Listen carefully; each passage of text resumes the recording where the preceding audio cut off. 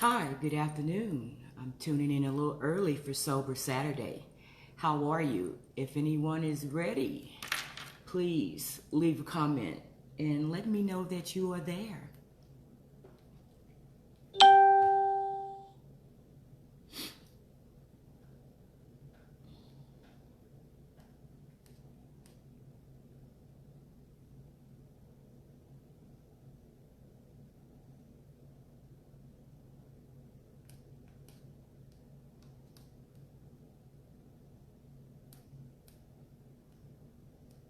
Good afternoon. Oh, I'm a few seconds early.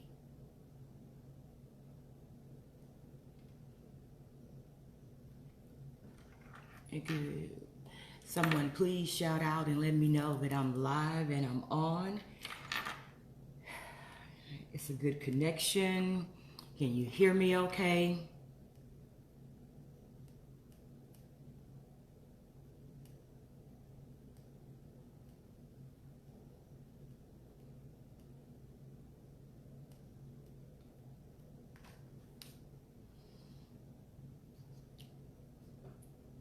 Sober Saturday 2021. We will have it every Saturday in July this month, starting at noon. We will go live, or I will go live.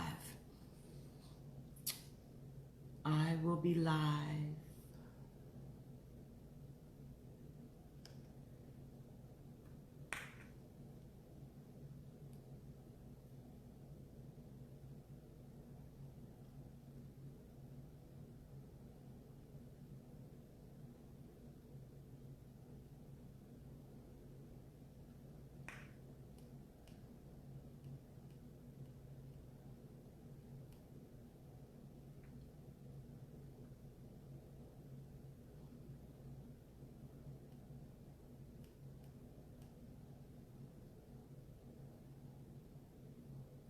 We are here to have transparent conversations about sobriety and recovery. Transparent conversations. Okay, I see I have one person. Thank you for joining. Hey, good afternoon, my love. We have a couple of more minutes and I'll get started.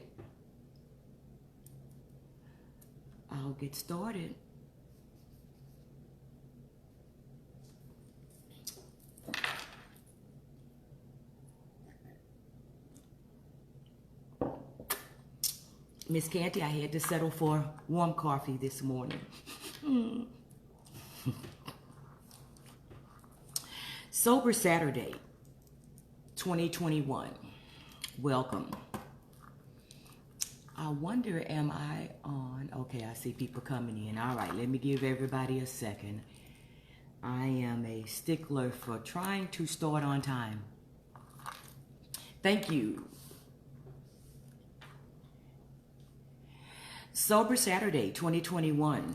Wow, a whole year has passed since I started this last year.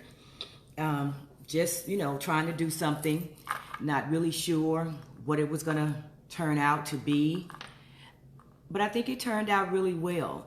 My purpose for Sober Saturday is to have transparent conversations about sobriety, addictions, and recovery, and what that looks like, and how you can live a life of being sober from any addiction, be it alcoholism, drugs, sex, gambling, etc., etc. Because people are suffering in silence every day. And for some reason, it seems to be conversations that people have swept them under the carpet for years because nobody really wants to address it. I mean, it's so common, even with myself. I drank for every occasion, happy, sad, celebrating, upset, whatever. It was always a drink involved. And alcohol is legal for that addiction. So it really didn't, it wasn't a big deal only until I crossed that line. Thank you, Miss Melina. All right. Good afternoon. My name is Bridget, and I am grateful to be celebrating my recovery. And today I'm starting the new Sober Saturdays for 2021. And thank you for everyone who has joined in. And thank you so much to everyone who participated last year and supported me. I had really no idea, really guys, no idea what I was doing. But I trusted and I had faith. It was something that I felt like I wanted to do and I needed to do. And I did it. And I'm back again to do it again this summer, Sober Saturday 2021. Last year, I gave you a detailed summary of what my life was like when I was drinking, during my drinking, the 4 stages of alcoholism, and what that looked like for me, how it damaged my relationships with my family and some of my friends. I talked about what it looks like to the difference between enabling and helping someone who has an addiction. Last year, I basically talked about alcoholism because that was my story. This year, I want to include all addictions. So you'll hear me refer to alcoholism, but then I'll go back into the word addictions. Excuse me, let me mute that. Okay, thank you. Talk about addictions because, again, as I stated before, people are suffering in silence. They are in shame. They are ashamed to talk about it because, we say, talk about it, and let everybody know how you feel and what you're going through. And then when we do that, many people that was in our corner before become sometimes very judgmental and they start to treat you different. So no one really wants to talk about it. They're ashamed of it. We were raised up in my household. What goes on in his house stays in his house. And you don't discuss that with anybody, etc., etc. So we still have some of that old mindset. But in my mind, the only way we're going to be able to address it and come to some solutions and some healing is that we bring it to the forefront and talk about it. It is time out for us thinking or having the mindset of, I don't want to say anything, what are people going to think about me? Because my motto is like, if I wasn't ashamed of some of the stuff I did when I was drinking, surely I'm not ashamed to talk about how God has blessed me and brought me out. And that's why I use the phrase, I'm celebrating recovery, because anybody can stop their addiction. For example, for me, if I stopped drinking and I never changed myself from the inside out, then I would just be a dry drunk, or I would just be somebody who stopped drinking, but I hadn't worked on all the toxic traumas and all the character defects and all the things that were wrong that caused me to drink. Because the addiction, what you use to cover up the traumas or the things that has happened in your life is not the problem. Like I used alcohol. Alcohol was not the problem. Alcohol was the solution. And I still laugh because I never knew I was an alcoholic. Even though my mother was an alcoholic, my father was an alcoholic, and my mother's father was an alcoholic. I never knew or even thought for a moment that I was an alcoholic. I just knew I liked to drink, and I was really good at it for about almost 40 years is my drinking career. But once I started the first key was acceptance. I had to accept that there was a problem and that I needed to do something about it, that it wasn't normal for me to drink the way that I drank. And the things that were transpiring in my life, I was having some successes and everything looked gorgeous on the outside, but that inside was tore up from the flow up. You know, that attitude was bad, disposition. You know, it had to be nothing but the grace of God that I kept a job, a professional job, you know. But God is good, and I'm here to talk about that. Again, thank you so much for all of your support for 2020. This year, we have some new things. As I talked about, my focus this year is basically celebrating recovery, because when I first started my journey in sobriety, you know, I learned and I put the work in, and I started, you know, I was just like, hey, I'm all in, I'm zealous about it. And I had to continue that work. That work didn't stop, and it will never stop, because it's like peeling back the layers of an onion. You know, for a minute there, I had to figure out who I was, because the person that I was drinking in my disease is not the person that you see today. As a matter of fact, I'm kind of totally opposite. Things that I thought I liked and things that I used to enjoy, I could really care less now. You know, I'm more of a sitting still kind of person. I still like to laugh and talk and have a great time. I just don't use alcohol, and I don't have to. But as I began to go through life on life's terms, I learned how to deal with life sober, with nothing but prayer and God. And you're going to hear me say that a lot. Jehovah God, my higher power, you know, whatever you call him. Someone told me the other day, they said, oh, you done got real spiritual. And I just kind of laughed, you know, because in my mind, I'm thinking that's the only way I could survive. That's the only way I'm still sober. You know, God, I asked God to remove the taste of alcohol from my lips, and he did just that. Now, the rest of the information and the rest of the struggles were like learning how to live a life without alcohol, because it had been such a big part of my life. I didn't know how to live life. I didn't know what life would look like without alcohol. And most people who have addictions struggle with learning how to live life without it. I mean, it's one thing to say, okay, I'm going to stop. I'm done with it. Thank you, Lord, for removing it. And then you have to start the process of learning how to live without it, because life is still going to be life. Things are still going to happen. And if you're not plugged in to something stronger than, I was plugged into God. I can't say it any simpler than that. That's what I stay plugged into.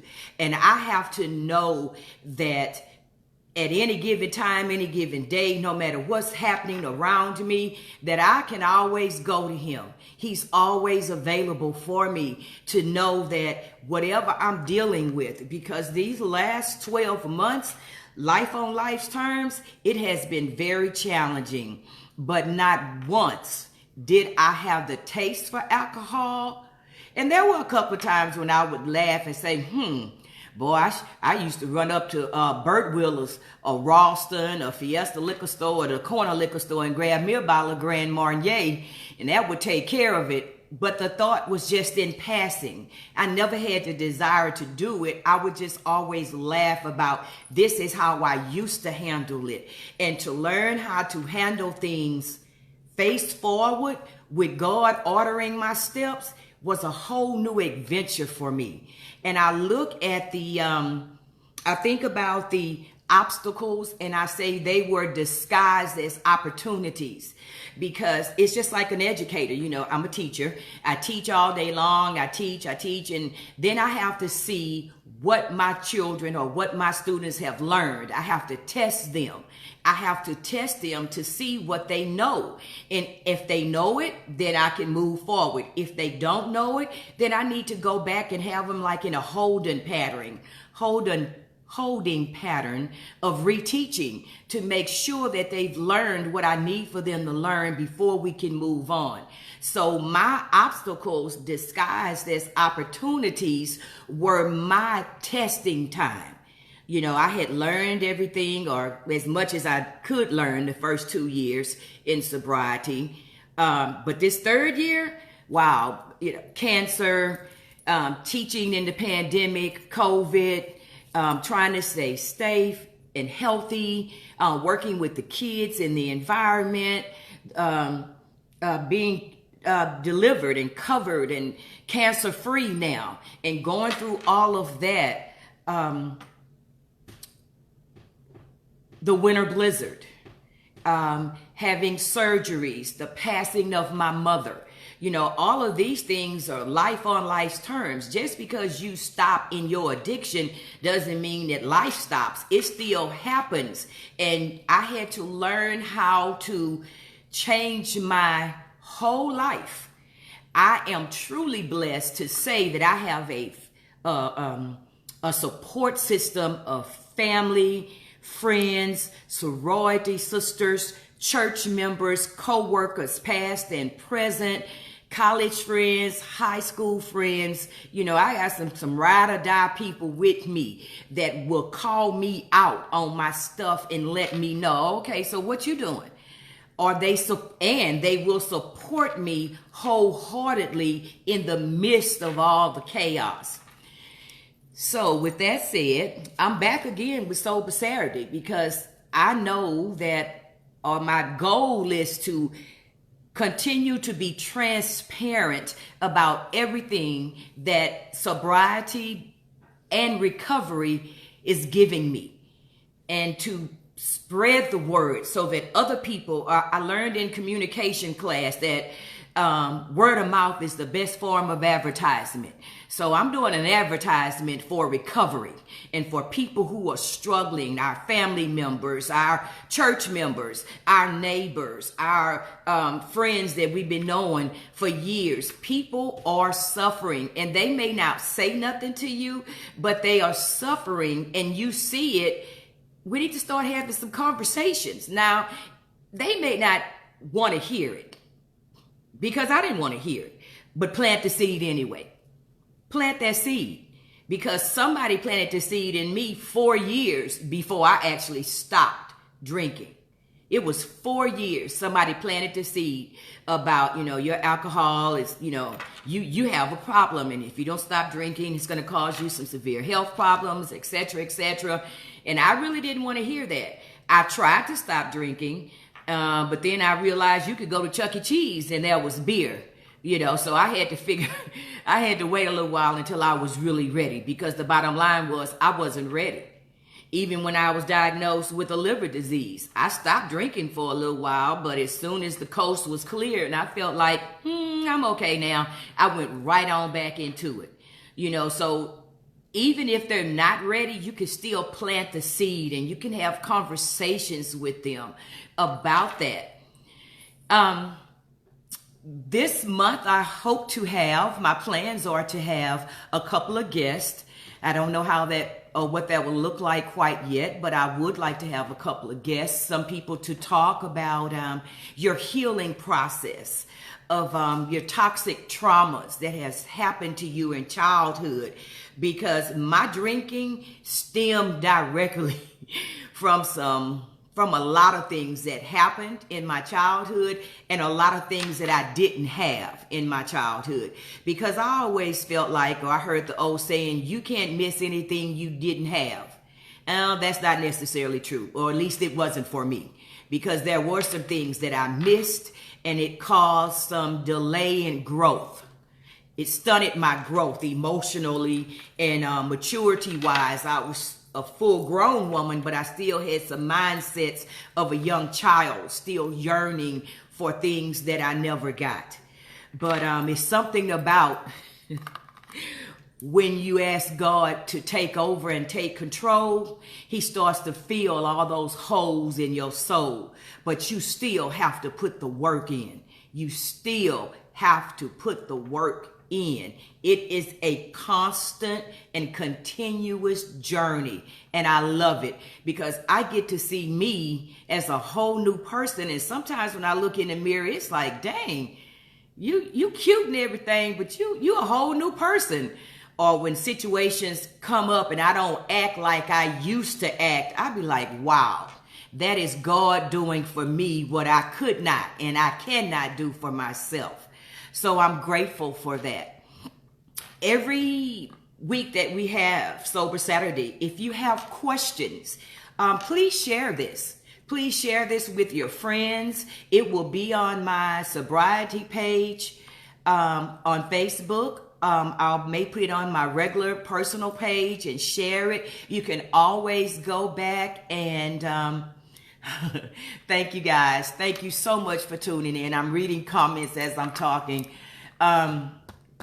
You can always share it with people. You can always send it to people. I've had a couple of people last year asking me could they use it in sessions with their clients, or they wanted to share it with somebody that they knew was struggling. And I was like, yes, please do. All of the above.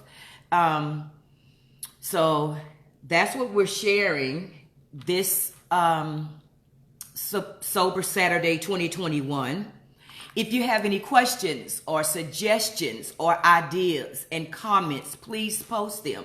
I am open. This is a conversation between us. I'm leading it, but whatever you want to discuss and talk about, I will. And I did something backwards. How about that? Hey, there I am. Hi. Okay, I touched the wrong button. I will definitely address it.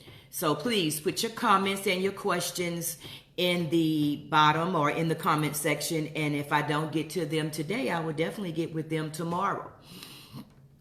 One of the things that I talked about was the difference. I talked about it, or I mentioned it earlier, the difference between sobriety and recovery. In my mind, and I guess I could have looked up a dictionary definition, but sobriety in my mind is just stopping what you're using. Stop using the thing that is causing your body, mentally, spiritually, emotionally, causing you harm. I stopped drinking. Alcohol was causing me some serious problems. So I became sober. Then I started to work a program that provided me some insight on what was causing me to drink. And I didn't know. It's amazing. And I think that maybe a lot of other people with addictions aren't really aware of why they're using. They just know that they need this vice. They just know that it's something that they need. It's something that makes them feel good. It's something that takes the edge off. It's something that helps them get through things. And I didn't need it. I did at that time. And I don't regret my past, nor do I wish to shut the door on it. There are times when I wish I could have come in earlier, so I would have had a longer longevity. But I also trust and know that God does everything, or allows everything to happen according to his schedule and his will. So I'm right where I'm supposed to be, doing exactly what I'm supposed to be when I'm supposed to be doing it. Someone posted, people are extremely defensive when you talk to them about sobriety. And they asked the question, what are your recommendations for having that conversation with love? Yes, they are. They're very defensive. Well, the first thing I would do, I would go into prayer before I had that conversation with them.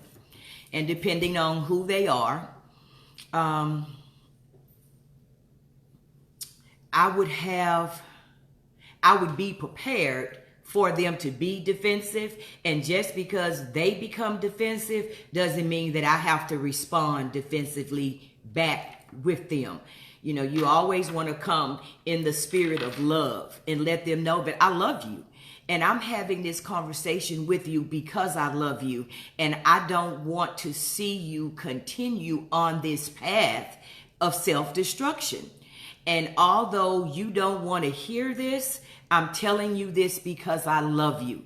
I think those words, I love you, and just continuing to tell them that and asking your higher power or Jehovah God to guide your thoughts and your words as you speak to that person. You may want to give them examples. You may want to talk about some things, and let them know this is not something that I'm talking to everybody about. I'm talking to you about it. I'm not going to talk to anyone else about this conversation. I'm coming directly to you as a friend, as a relative, as a sister, as a spiritual sister or brother, someone who loves you. And I need for you to listen to me, or I would like for you to listen to me. And please understand that there may be more than likely going to be defensive and angry and upset with you. You just keep praying over them and keep speaking goodness and good things over into their energy, into their spirit, so that they can come around, because sometimes it can be a life or death situation. I often say that when I heard the voice on November 25th, 2017, that if I hadn't listened then, as long as my drinking career had lasted, that the only thing left for me was death, institution, whether it was jail or psychiatric. Because if I had continued to let people or let the disease guide me, it would have taken me and done whatever it wanted to do. And that was going to be self-destruction. So that was a great question. Thank you. If anyone else, like some people said, stay in compassion and be patient with them. I mean, you don't have to just grind them down every time you see them. But, I like sending positive quotes, images and things to uplift them, to let them know that, send them information about different organizations. There are many different organizations there are many different ways to help people with addictions. There are many different agencies and companies and rehabs and programs and psychologists. There are many different ways. And that's going to be one of the things we talk about this month on Sober Saturday. Is I'm going to provide you with a list of different avenues and resources and strategies and etc. Things that you can use to help people. And I'll do some more research on that question and get maybe some more information to you. But the sobriety part, the sober part, is not using. The recovery is putting the work in long term. Because people ask me, will you well, and first in my mind, when I first said I wanted to stop drinking, I had the mindset of, I want to stop drinking until I learn how to drink. And someone had to explain to me, no, honey, that's not the way it works. If you are saying that you are an alcoholic, you cannot give yourself a way out. So I had to change that mindset first. I'm an alcoholic. There is no drinking. There is no way for me to learn how to drink. I'm an alcoholic. I'll never be able to drink. And that's okay. I mean, at that time, it was like, oh my God, what in the world will I ever do? But almost 4 years in, thank the Lord, I don't feel like that now. It's like, oh, I could go anywhere and do anything, and I don't need to drink. I'm still, matter of fact, I'm a better person. I remember the first time I drove home sober, I must have called about 3 or 4 people. I was so excited to know my route coming home and to be sober from going out, having a good time, dancing and hanging out with my friends. So there is a difference. Recovery is the work, and you'll hear me say that. It's a constant work. I do therapy. I work with others. I try to find things that are going to keep me grounded. The very foundation of God's word is what keeps me grounded. Period. Everything else is extra. It's gravy. God is my potatoes. The gravy is all the other things that I use. And I won't be shy about saying that. So I try to always work with others. I try to encourage others. I try to do things and affiliate myself with other people who need help or who are struggling I have some other things that I'm doing as far as learning about new organizations that I can help, that I can use to help others. You know, I'm not a psychologist. I'm not licensed. I just have the experience, and I have the desire to help others who have been through what I've been through, because I can tell you this, under no circumstances, if God saved me and all of my foolishness, because I shared some things with you, but there are some personal things that I didn't share with you because they're just too personal. And if I put it out there, they would probably look at me like, what? Bridget Bass? Oh my God, girl, you done lost your mind. You know, so, but I know. And sometimes I can pass by a building, or I can think about something, and I'll look over and I'll just kind of laugh and say, Lord have mercy, I remember. And then the laughter changes to a really gut feeling down in my stomach. And before I know it, tears are rolling from my eyes, because I don't take for granted, not any time, that God saved me and covered me and protected me from. And I thought for a minute, I was like, well, was all this foolishness going on in life when I was ripping and running and doing this and doing that and drinking and driving and don't remember how I got home and waking up trying to figure out where I was, etc., etc. And I'm just like, wow, God, Jesus, thank you for covering me and keeping me. Someone asked the question, are there any Black sobriety groups? I know of one called Black Sober Girls. I was introduced to them through Instagram, and I will post that information as a response to you. But I think it's Black Sober Girls. That's the one that I know about.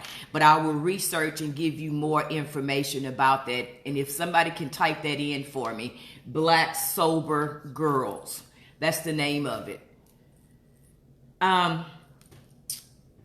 See, I'm looking at my time. Okay, great. So that's a big thing. My recovery is constant work. But I can tell you that I can see the change because I changed from the inside out.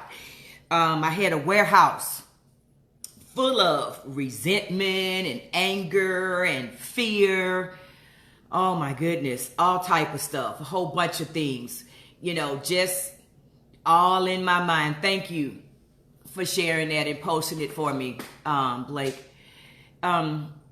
There were a lot of things, you know. I had a warehouse full of things and issues. You know, we society makes us think we have to be so strong and we have to handle everything and just push through and don't worry about it. Oh, it's okay. Yeah, I'm fine. I'm okay. And in reality, you're not, but you think you are because you're handling it. So I thought, but I had a warehouse just full. Like you open the door of a warehouse and it's so packed you can't even get in, is how much stuff I had. But when I started working with a 12-step program and pulling that stuff out, shaking it out, unfolding it, dragging it out and opening it up and pulling it out and looking at it for what it was worth and examining who did this, how did it affect me, and this the killer part right here. What was my part? What was my part? Because no matter what was done to me, whether it was willing or unwilling, I was young or I was a teenager, whatever, I still had a part in it. And I couldn't get that. You couldn't make me understand. What do you mean, what was my part? That was done to me. I was sexually molested. What do you mean I have a part in that? I couldn't get that. But when it was explained to me and I accepted what my part was, and my part was, what did you do with it? And as a child, you know, these things happen when we're kids, and nobody is, I know adults, I'm one of them, that has problems processing toxic things happening in our lives. So if they are kids and it's happening to them, how do you expect them to deal with it? Nobody is teaching our kids. Nobody taught me how to deal with this. They just said I had a smart mouth and I was busy and I was bad and I was this and I was that. Yeah, I was. I was all of that and then some. But nobody was asking why. That's the question. Why? Why is she like that? So I covered and carried all of those things with me all through getting 2 degrees, 2 certifications, making teacher of the year. I still was able to be, thank you, Jesus, successful and provide for myself, but it wasn't without a cost, because all along I'm just drinking like a fish, partying and having a blast, but putting myself at arm's way and everybody around me. And many of my friends were my friends, and I don't blame them. They were enablers. And we think that when we are doing certain things, we're helping our friends, but we're enabling them. If I done took my money and bought me a round trip ticket, I'm sorry, I have to laugh, to the CIAA. And if anybody know what the CIAA is, it's nothing but a party. And I done got my hotel, but yet I'm short on my bills. And when I get back, I got to call and borrow money, and my friends let me have it. Is that enabling or is that helping? See, it's a difference between the two. And sometimes we don't want to say no because, that's our friend and I know she's struggling and she trying to make it. I wasn't struggling that bad. I just had my priorities mixed up. I wanted to go party and drink and have a good time versus taking care of my business. And it's a difference. And I'm not saying, please don't, I'm just talking about me. Everything that I reference is my story.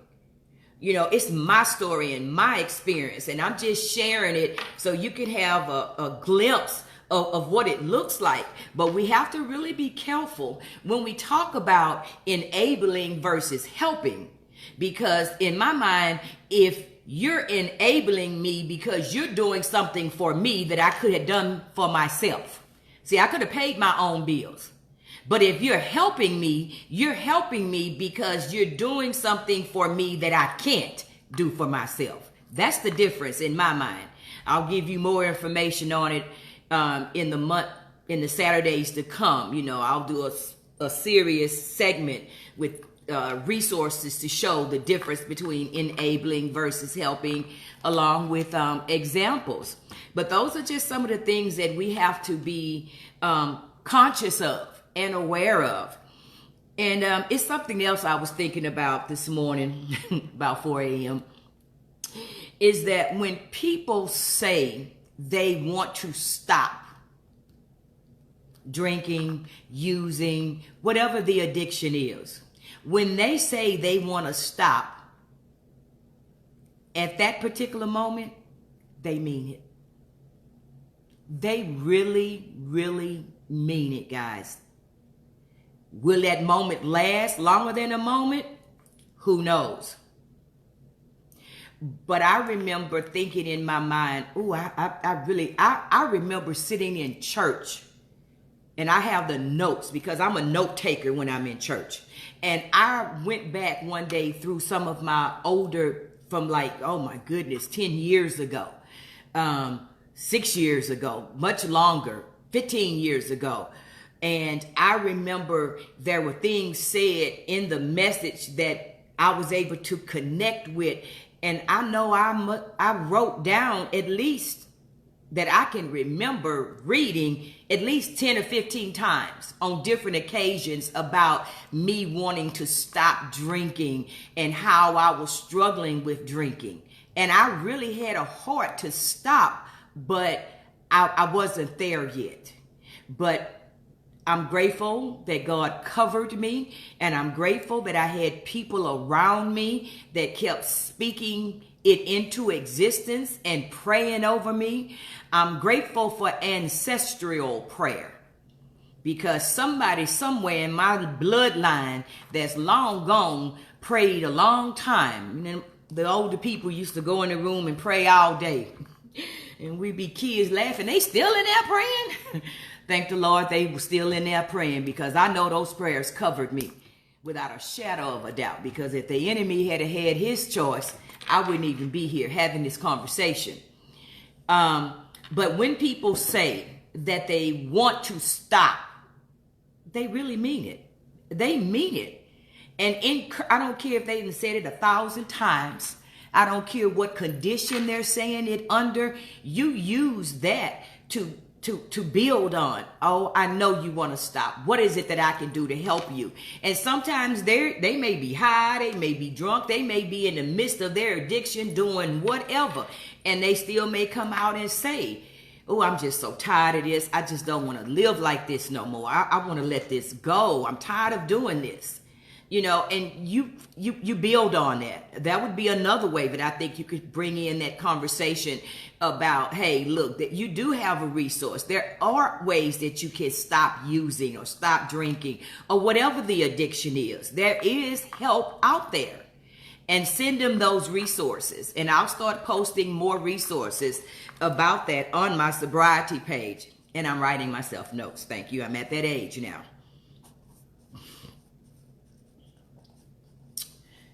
Okay. Thank you for your wonderful... Okay, guys. I'm sorry. I keep touching the wrong button.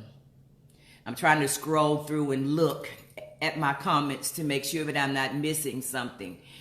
Thank you very much. I'm reading my comments. Anything else anybody would like for me to touch on? We still have about 20 minutes, and I may end this one early.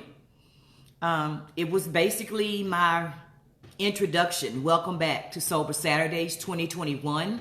I will start posting early in the week and sending out information about what next Saturday will be like or what will be discussed. If I'm going to have... My plans are to have a Dr. Alicia Jackson as a holistic therapist and doctor. She's my holistic therapist and doctor. And to talk on healing and what that healing process looks like and how important it is for us to heal. Because only when the healing starts does the hurt stop. Only when the healing starts does the hurt stop. Once the hurt stops, then you can start building a foundation of being able to not use. Because I had to go back and unlearn all the toxic behavior in my mind. I had to throw all of that out, get rid of all of that, and learn new ways, positive ways, ways that didn't include using, on how to survive.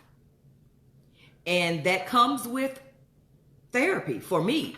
It came with therapy for me and talking it through and having someone guide me and instruct me and give me honest, transparent, whether you like it or not, conversation about what I need to do and what that looks like. My 12-step program was a great asset, but I got to the point where I'm like, okay, who am I?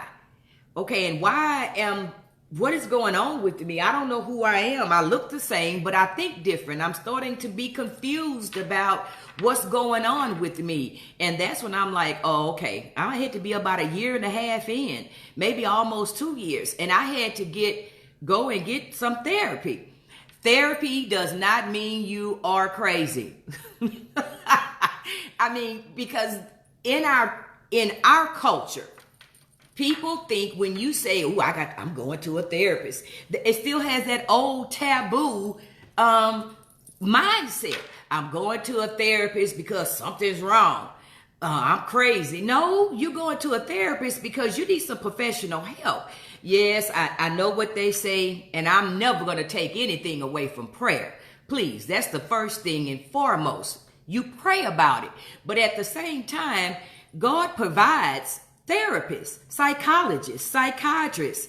That's a profession that is on this earth to help us when we need it. There are so many jobs that have the employee assistance program. You get 6 sessions. You are allowed up to so many sessions for free. Let's use those sessions. The people who are struggling, let them know. Have you talked to someone on your job? You can either go in or talk to them on the phone, etc., etc. But it is nothing wrong with getting help when you need it. The problem is we don't want to go get the help, and then we just keep running around the rose bush getting stuck. We never get out of it, and we pass these things down to our children. And the generational things just keep going and keep going and keep going, and nobody wants to address it. It's never going to be fixed until it's brought to the surface, until it's brought to the forefront, talked about, discussed in an open, safe environment where people feel comfortable discussing and being open and transparent, because everybody's not like me. You know, I don't mind. It doesn't make me no difference. And my motto is, the more I can talk about it, the better I feel about it. The more I can talk about it, the more people hopefully will listen. The more I can talk about it, the more people I can help. But everybody's not like that. Some people are quiet and don't want anybody to know, you know, but we have to find ways to let them know that there are safe environments out there for them to talk about it. Because when I started to talk about it is only when I learned really all the things that I was going through. I don't know what I was thinking. I wasn't thinking. I was thinking from one set of eyes, and now I think from a totally different lens. You know, there's a difference between the flesh and the spirit. You know, and I still have my fleshly moments because I'm human. But my eyes now, I look and speak and think most of the time through the spirit, and that holds me and keeps me, because there have been some things, some family issues and some transitions that has happened that I didn't say a word. I was just quiet. The thoughts were running through my mind, but the words never came out of my mouth. My mother used to have a giraffe over my bed, a poster that says, "Put your brain in gear before you open your mouth." That was a poster she had over my bed when I was a child, because I was so quick that whatever I thought, I regurgitated it until I felt better about it. I didn't care who it was, but that's not me now. And I know that is because I've started to heal. I don't have to. I know what battles. I don't fight any battles. I just go to the person who's in commanding charge. I just don't. I don't have to. Because when you start to heal from the inside out, you start to get strong in with who you are and whom you are and whose you belong to, or who you belong to. And it helps to build a foundation that keeps me solid, that keeps me healthy, that keeps me happy, that keeps me at peace. I can rest at night. You know, my body is relearning how to live. And that was a process. I remember when my holistic doctor had to explain to me, you know, you drink for almost 40 years and now you have like 12 months and you think your body's just supposed to whoop, whoop, and switch over. It doesn't work like that. So I had to learn, and I still struggle with eating and things like that, but I'm learning healthier ways to eat, because you have to have a balance with everything that you do. In this recovery walk, I have to have a balance, and I had to learn how to set healthy boundaries with family, friends, co-workers. There are just certain things that don't set right with my spirit, and I don't mind letting you know that. Now, I don't have to be mean when I let you know that. And I, most of the time, 99.9% of the time, I try to come from a place of love to let you know that. But I'm not going to tolerate that type of energy in my energy to connect, because it doesn't do good for me. And that's okay for me to let you know that, to set those healthy boundaries. All right. That piece when you speak is beautiful to hear. Thank you. It has been a great first Sober Saturday. Thank you for your support. I'm excited about it. Next week, we will discuss new topics. I will post on Facebook. I will send out announcements letting everybody know. It'll be same time, same bat station, same bat channel. I'm grateful. Gratitude is a really good thing. It keeps me grounded. I don't care what I'm in the midst of. I can always find plenty. As a matter of fact, I can find more things to be grateful for than things that I'm going through, if that makes sense. I may be going through one thing, but I got 1,000 things to be grateful for. And I look for, I seek out peace. The birds chirping in the morning. I have this one bird by my window.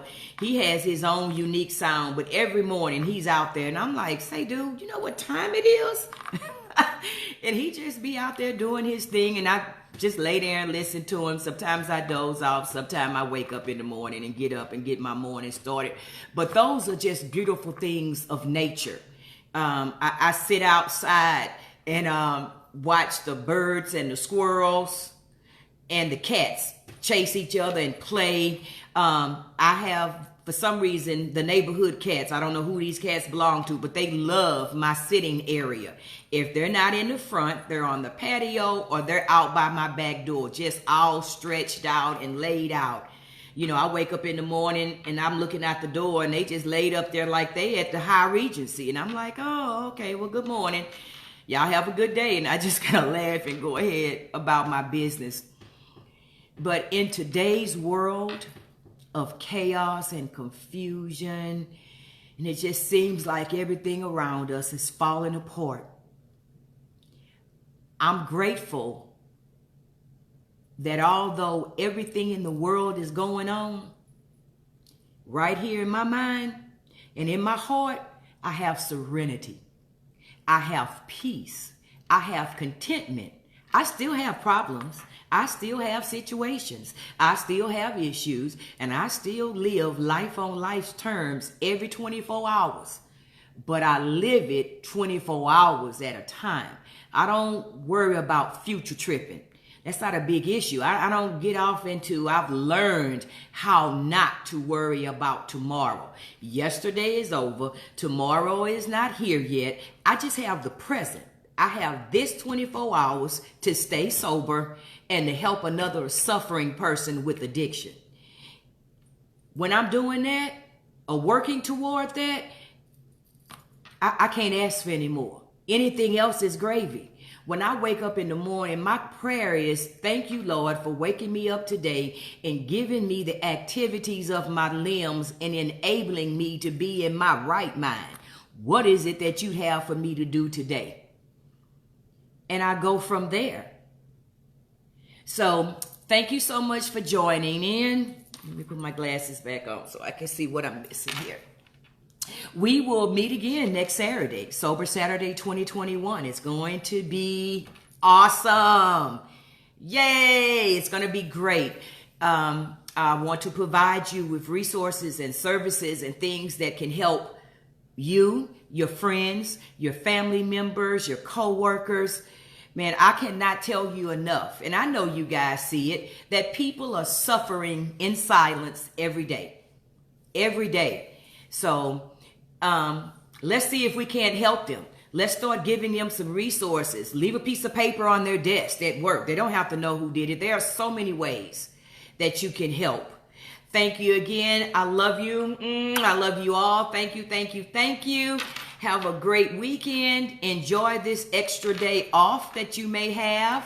And hey, I'll see you next Saturday for Sober Saturday at noon, live on Facebook with your sobriety coach, Bridget Bass. Love you.